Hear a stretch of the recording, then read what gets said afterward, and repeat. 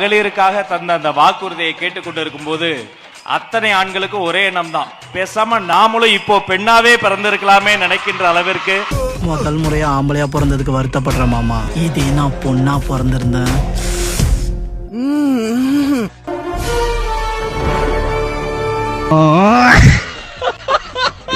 எங்க அண்ணனை பாக்கிறதுக்காக இவங்க இதுவும் பண்ணுவானுங்க, அதுக்கு மேலேயும் போவானுங்க.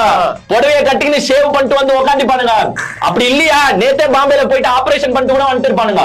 இல்லையா அவனுக்கு எக்ஸ்பர்ட்யா, அவனுக்கு அண்ணனை பாக்கணும், அவ்வளவுதான்.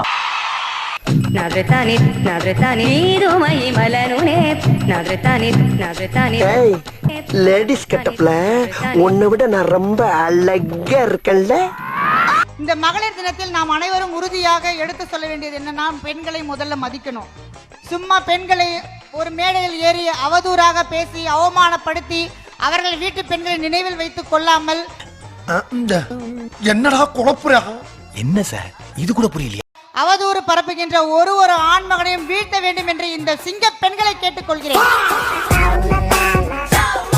அப்போ உங்களால எனக்கு 10 பைசாவுக்கு பிரச்சனை கிடையாது, அப்படிதானடா? முகரைய பத்தியா பஸ்ஸுக்கு மாட்ட கண்ணாடி எல்லாம் மாட்டி வந்து ஏன்டா என் உசுரை வாங்குறீங்க? உங்களை எல்லாம் என் கூட வச்சதுக்கு என் புத்திய செருப்பால் அடிக்கிறேன். நல்லா ஆடுறா முதல்ல அவன. யாராவது மேல அதிகாரி ஊமத்துல எங்கன்னு கேட்டா ஒரு கலவரத்தை வித்தியாசமா அடக்க போயிருக்காரு சொல்லு. ஆம்பளைங்க சந்தோஷமா இருக்கிறதுக்கு 2 விஷயம் தாங்க தேவை. ஒன்னாவது பணம், 2வது பொண்டாட்டி. தண்ணி கொஞ்சம் எடுப்போம். 2வது பொண்டாட்டி, 2வது காதல் செய்யும் நேரம் இது. நோன்பு 17ஆம் நோன்பு என் மனைவி வேற வலுக்கட்டாயப்படுத்தி கூட்டு வந்து வரமாட்டாங்க. அவன் யாரையோ கூட கூட்டு போறான். நோன்பு விளக்க நீ வாமா.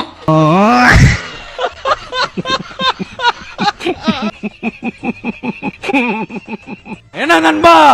நண்பா, இந்த வார்த்தையை சொல்லி சொல்லி தானே என்ன கட்டி போட்டேன். தளபதியோட கார் வந்தாலே 100 பேர் எவ்வளவு பேரு பின்னாடி வந்துகிட்டே இருக்காங்க. அப்ப அவருடைய காரை பார்த்தா பின்னாடி வருவாங்க. அதனாலதான் த்ரிஷா அவங்களுடைய கார்ல அவர் பயணிச்சு வந்தாரு. இல்ல ஏழை இப்படி பண்றியே கிறுக்கு மெண்டல் பயிலுலாம், செத்தா பயிலுலாம். மூஞ்சி மோரையும் பாரு, மூஞ்சி மோரையும். எம்ஜிஆர் ஜெயலலிதா வச்சிருந்தாருலங்க, அது மாதிரி எங்க தலைவர் வந்து விஜய் வந்து த்ரிஷா வச்சிருக்காரு. எம்ஜிஆர் ஜெயலலிதாவை கட்சியில வச்சிருந்தாரு, விஜய் கட்சியில வச்சிருக்காரு, த்ரிஷாவை எங்க வச்சிருக்காரு? இப்பக்கி பிரைவேட்டா வச்சிருக்காருங்க, அப்புறமேல அதிகாரப்பூர்வமா வச்சுப்பாருங்க. டார்லிங், உங்களுக்கு தான் பேபி இருக்காங்களே, என்ன எப்படி கல்யாணம் பண்ணிக்க முடியும்? செல்லம், அவ பேபி இல்லடா, தினம் அடிச்சு துவைச்சு கிழிக்கிறேன். அந்த பிசாசிட்ட இருந்து டைவர்ஸ் வாங்குறது ஒண்ணும் பெரிய விஷயம் இல்ல, வெரி ஈஸி. இந்த பழைய படங்கள் எல்லாம் வந்து பாத்தீங்கன்னா இந்த வில்லன் கேரக்டர்னு ஒண்ணு இருக்கும். இந்த வில்லன் கேரக்டர் எப்படியாப்பட்ட கேரக்டரா இருக்கும்னா, தன்னுடைய மனைவியை வந்து பாத்தீங்கன்னா கொடுமைப்படுத்துற கேரக்டரா இருக்கும், கூடவே வப்பாட்டியை வச்சுக்கிற கேரக்டரா தான் இருக்கும் இந்த வில்லன் கேரக்டர். இந்த வில்லன் என்ன பண்ணுவாருன்னா, வப்பாட்டியை வீட்டுல வச்சுக்கிட்டு அந்த பொண்டாட்டியை வீட்டுக்குள்ள சேர்க்க மாட்டாரு. வீட்டுல ஆக்சுவலா எல்லாருமே அப்படிதானே இருக்காங்க. வீட்டுக்கு வீடு எல்லார் வீட்லயும் இருக்கு. இப்ப அதுவும் ரொம்ப இருக்கு.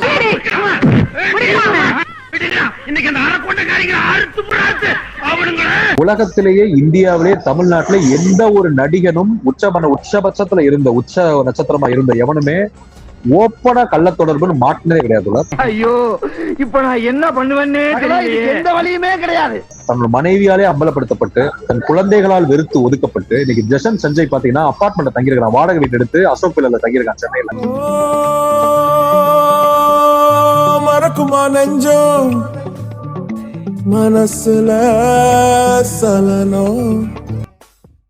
அவ்வளவு ஹர்ட் ஆகுதுங்க, அதெல்லாம் வருத்தலாம் கிடையாது, சரியா? தலைவன் தாவேகா தக்கூரி விஜயும் குடும்பத்தை பாக்குறது இல்ல, குடும்பத்தை பத்தி கவலை இல்ல. அதே மாதிரி இந்த தாவேகா அணில் குஞ்சுகள் தக்கூரி இருக்காம பாருங்க தொண்டைங்க, அவங்களுக்கும் குடும்பத்தை பத்தியும் பிள்ளைய பத்தியும் பொண்டாட்டியை பத்தியும் புருஷனை பத்தியும் கவலை இல்ல. இன்ஸ்பெக்டர் என்ன சொல்றீங்க? அப்போ நீங்க சொல்றதெல்லாம் வச்சு பார்க்கும்போது ராக்கெட் ராஜா ஒரு திருடனா? ஐயோ, ஒரு ஆணினுடைய வெற்றிக்கு பின்னால் பெண் தான் இருக்கிறார் என்பதற்கு எத்தனை உதாரணங்கள் உண்டு. என்னுடைய வெற்றிக்கு பின்னாலே என்னுடைய மனைவி தான். ஓராண்டு காலம் நான் மிஸ்ஸால இருந்தப்போ என்னுடைய மனைவி கோபித்துக் கொண்டு ஒரு அப்செட் ஆகி ஏதாவது முடிவு எடுத்திருந்தா என்னால என்ன ஆயிருக்கும் நினைச்சு பாருங்க. தாங்கி கொண்டு பொறுமையா இருந்து என்னை ஊக்கப்படுத்தி உற்சாகப்படுத்திய காரணத்தினால தான் இன்னைக்கு இந்த நிலைக்கு நான் வந்திருக்கிறேன். பொண்டாட்டி சொன்னா கேட்டுக்கணும் என்ற அந்த நிலையில உங்களுடைய வாழ்க்கையை இன்னைக்கு அமைத்துக் கொள்ளணும். உங்களுக்கு எல்லாம் வேற வேலையா கிடையாதா? எப்ப பார்த்தாலும் சும்மா என்னையே நோண்டிக்கிட்டு இருக்கீங்க. சின்ன பசங்களா சொல்ல ஆரம்பிச்சுட்டாங்க, ஓம் சக்தி பராசக்தி, எமவனுக்கு த்ரிஷாதா சக்தி.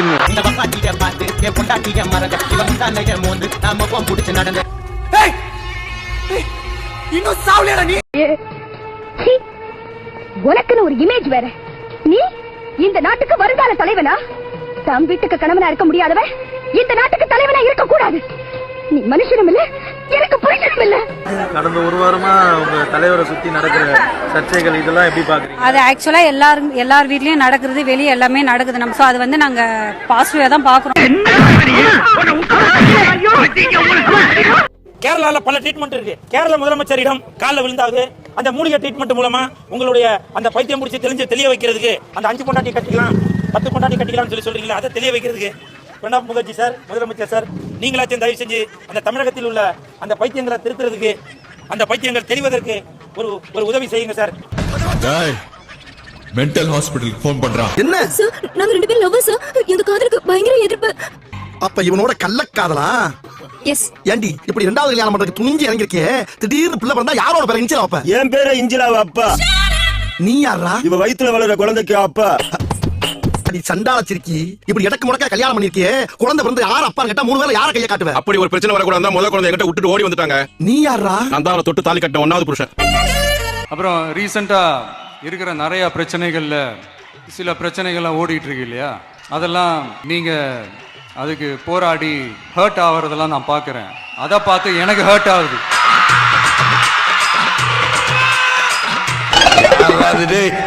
ஆறாது உள்ள வேண்டா கத்துறது.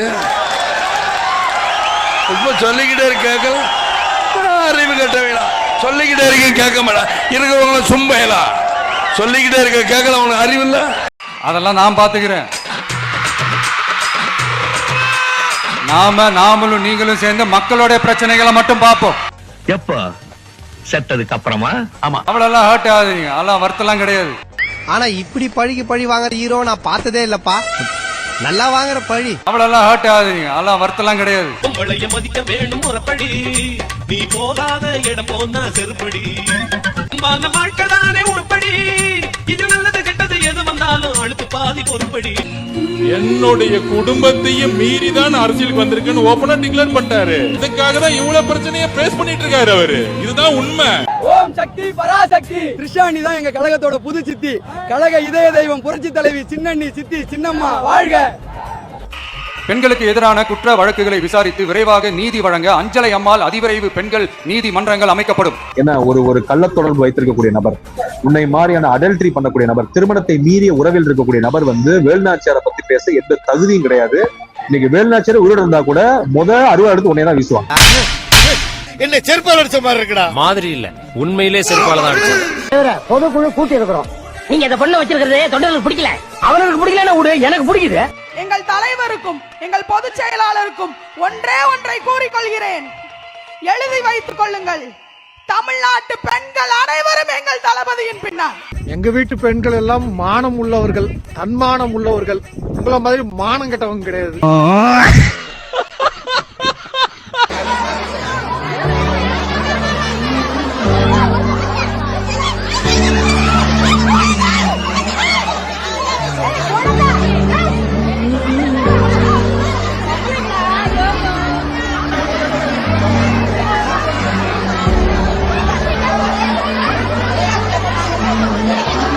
பச்சை குழந்தைய தூக்கிட்டு போறது, கை குழந்தைய தூக்கிட்டு போறது, இளம் பிஞ்சுகளை தூக்கிட்டு போறது, மைனர் குழந்தைகளை தூக்கிட்டு போறது, ஏன்னா ரொம்ப வேதனையா இருக்கு. இப்ப அந்த குழந்தை என்ன போகுதுன்னு தெரியல. இப்படி எல்லாம் இந்த விலை மதிப்பற்ற உயிர் போது பாருங்க. மனித உயிர் என்பது விலை மதிப்பற்ற மனித உயிர். இந்த இளம் பிஞ்சுகளை வந்து எப்படி கொள்றாங்க பாருங்க. மனித உயிர் அவனை கிளம்ப பஞ்சம்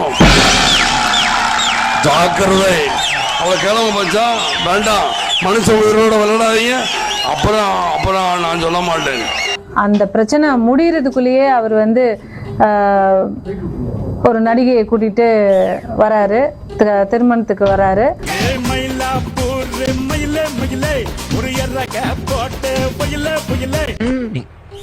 இப்பதான் உன்னை சரியா புரிஞ்சுக்கிட்டேன். நீ தப்பானவன் இல்ல, நீ தப்பானவன் தான்.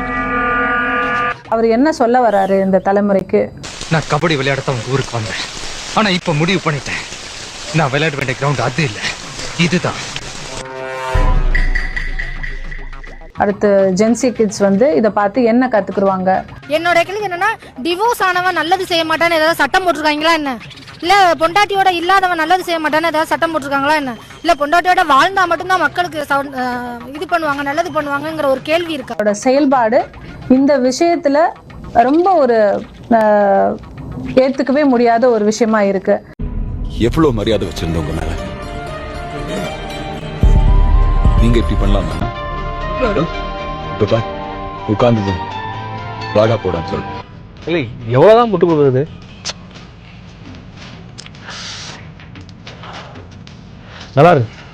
நல்லா இருக்கு, சந்தோஷமா இருங்க. ஓகே,